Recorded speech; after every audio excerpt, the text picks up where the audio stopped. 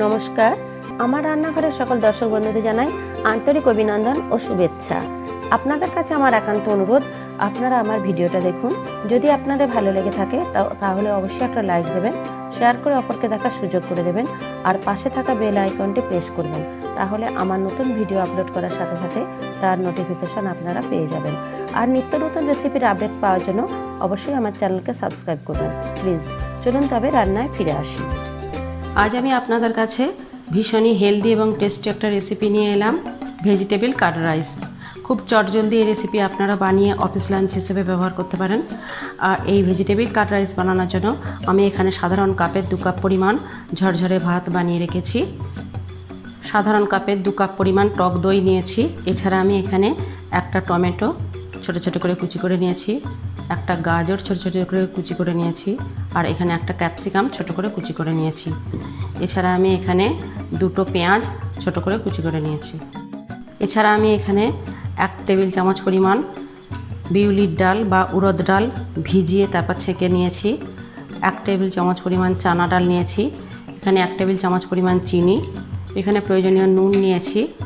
আর এখানে কিছু কারি পাতা নিয়েছি প্রায় 2 টেবিল চামচ।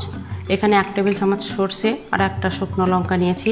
এখানে 2টো কাঁচা লঙ্কা কুচি করে নিয়েছি। আর এখানে 2টো বাদাম আমি রোস্ট করে নিয়েছি। এছাড়া আমি এখানে প্রায় 1 টেবিল চামচ গাওয়া ঘি নিয়েছি। প্রথমে দইটাকে আমি ভালো করে ফেটিয়ে নেব, নিয়ে তারপর ভাতের সাথে মিক্স করব। দইটা আমি ভালোভাবে ফেটিয়ে নিয়েছি। এবার আমি ভাতের সাথে ভালো করে মিক্স করে নিচ্ছি।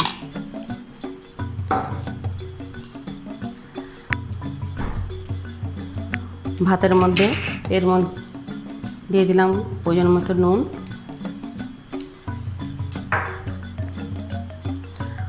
আর দেব আমি প্রায় 1 টেবিল চামচ পরিমাণ চিনি। আপনারা চাইলে চিনিটা স্কিপ করতেও পারেন, কিন্তু টক দইয়ের সাথে একটু চিনিটা দিলে টেস্টটা ভালো আসবে। এবার আমি একটা তাওয়া বসিয়েছি, তার মধ্যে আমি দিয়ে দিলাম 1 টেবিল চামচ ঘি। আপনারা ঘিয়ের পরিবর্তে সাদা তেলও ব্যবহার করতে পারেন। এবার আমি গোটা সর্ষে দিয়ে দিলাম আর শুকনো লঙ্কা। ফোড়ন ভাজা হয়ে গেছে। এবার আমি কারি পাতা দিয়ে দিলাম। কারি পাতা দিলেই কিন্তু খুব ফুটবে। সাথে সাথে আমি উড়দ ডালটা আগে দিয়ে দিলাম।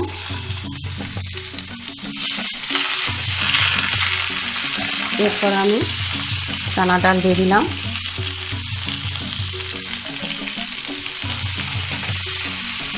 তার সাথে দিলাম রোস্টেড বাদাম। এবার 2-1 মিনিট আমি নাড়াচাড়া করে নিচ্ছি। প্রায় 2 মিনিট ফ্রাই করার পর আমি এলাম। ডালটা কিন্তু আমি 3 থেকে 4 ঘন্টা ভিজিয়ে রেখেছিলাম। ভালোভাবে ডালটা কিন্তু ভেজানো চাই। এবার আমি পেঁয়াজ কুচি দিয়ে দিলাম। আর আপনারা চাইলে পেঁয়াজ ছাড়াও কিন্তু বানাতে পারেন, এমনি সবজি দিয়েও আপনারা বানাতে পারেন। পেঁয়াজ প্রায় আধ ভাজা হয়ে গেছে। এবার আমি বাকি সবজিগুলো গাজর, টমেটো, ক্যাপসিকাম দিয়ে দিলাম। দিয়ে এবার আমি ভালোভাবে সবজিগুলো আবার একটু ফ্রাই করছি। চাইলে আপনারা 1 টেবিল চামচ সাদা তেলও দিতে পারেন, যেমন আপনারা খাবেন। সবজির মধ্যে খুব সামান্য পরিমাণ নুন দিয়ে দিলাম, তাছাড়া সবজিগুলো নরম হয়ে যাবে। ভীষণই হেলদি ফুড এটা। আপনারা যারা ডায়েট করছেন তারাও কিন্তু এটা বানিয়ে খেতে পারেন। সবজি কিন্তু প্রায় ভাজা হয়ে গেছে। এবার আমি গ্যাসটা বন্ধ করে দিলাম। সবজি একদম ভাজা হয়ে গেছে। এবার আমি সবজিটা আস্তে আস্তে মিশিয়ে দিচ্ছি।